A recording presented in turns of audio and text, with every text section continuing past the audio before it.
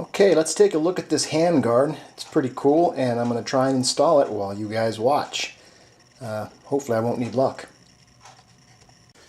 Okay, here's what that guy looks like.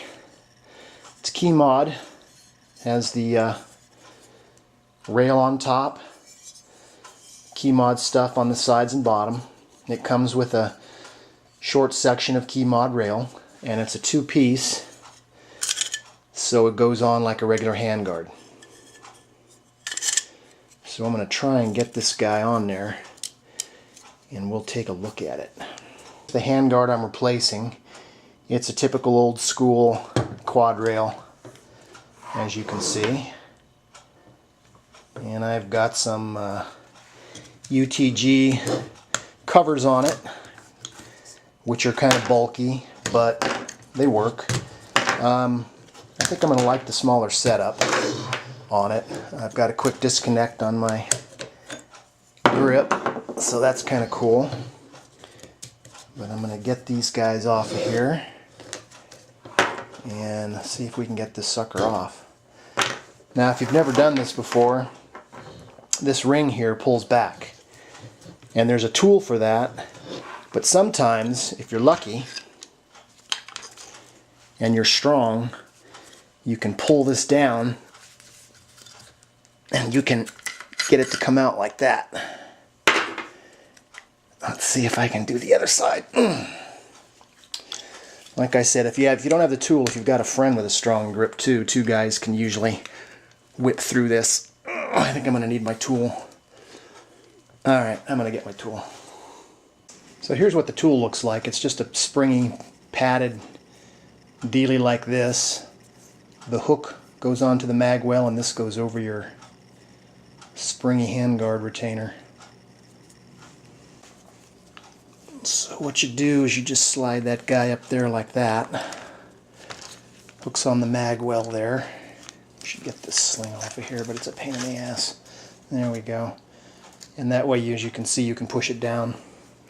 So anyway, here's the new guard. If I can do this on camera.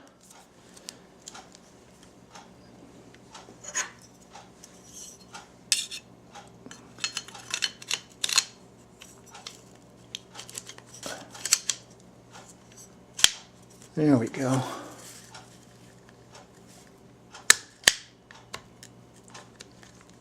There's half of it. Okay, let's get that bottom half on. If I can. It's going to fight me all the way, I'm sure. There we go. Uh-oh. Okay. So it's pretty much that simple. The only thing I would say is that about the handguard, and this just might be the fit on this particular upper, is this area right here does not fit perfectly. It's like the guard is canted a little bit to this side and doesn't line up perfect, but you wouldn't mount sights on that anyway, since it's just retained by the retainer. It's not a free float that's bolted on there solid. So anyway, that's how you put the handguard on. It's pretty cool, I like it. Let's take a look at some flashlight mounts that I've got for this guy. Okay, there's my first try. I got this Daniel Defense Keymod. Okay, so there's that guy there. It's for a 1-inch light, and it's Keymod, as you can see there. But this really didn't work for me, and I'll show you why.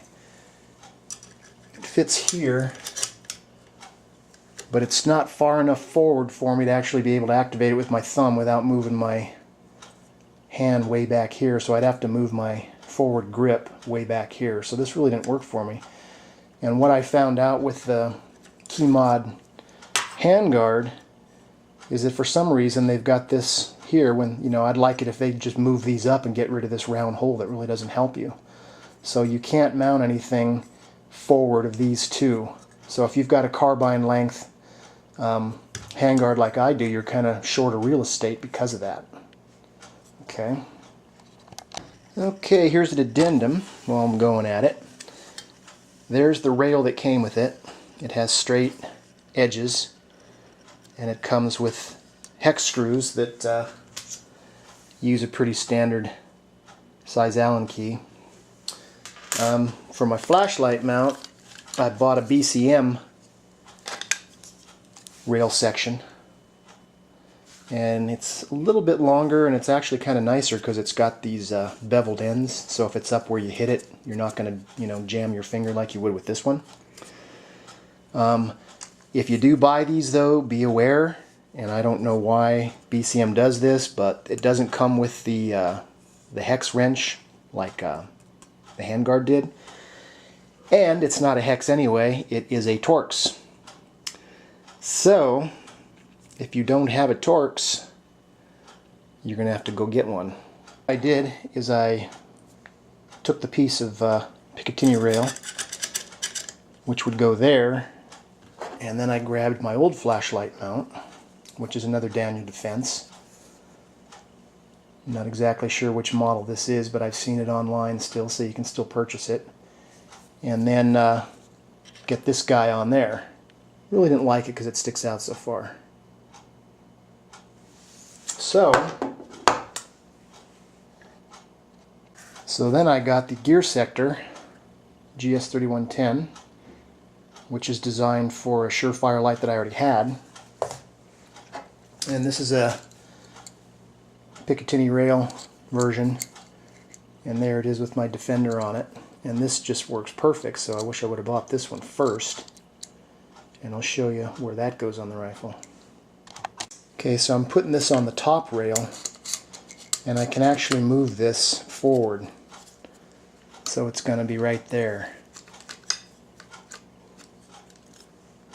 Let me crank down this set screw really quick here. It doesn't fall off. That would not be good. There we go. Okay, I'll tighten it later, make sure it's on there. Okay, so I've got it on the front there, and you can see it fits a lot tighter to the rifle, and I can get my thumb right on it, so I don't have that problem that I had with the other one. So this is a piece of kit I wish I would have bought first. But there's my take on a few flashlight mounts. This one's going to do exactly what I wanted it to do. And I'm happy with that, and I'm happy with the Handguard, even though it doesn't fit perfectly back here, as I was saying. So that's kind of a drag, but it is just a two-piece Handguard. It's not a free float, so you can't expect perfect alignment, I suppose. But anyway, that's looking pretty cool. Okay, another thing to think about if you do one of these is if you have the standard M4 sling. I don't know if this is going to interfere or not. I just got it, haven't played with it enough, but I may have to get a quick D and put it back here, possibly. But there it is with my foregrip on it. So I've got a good setup there. I may change this handle into something smaller. I don't know. Anyway, there it is together. Thanks for watching.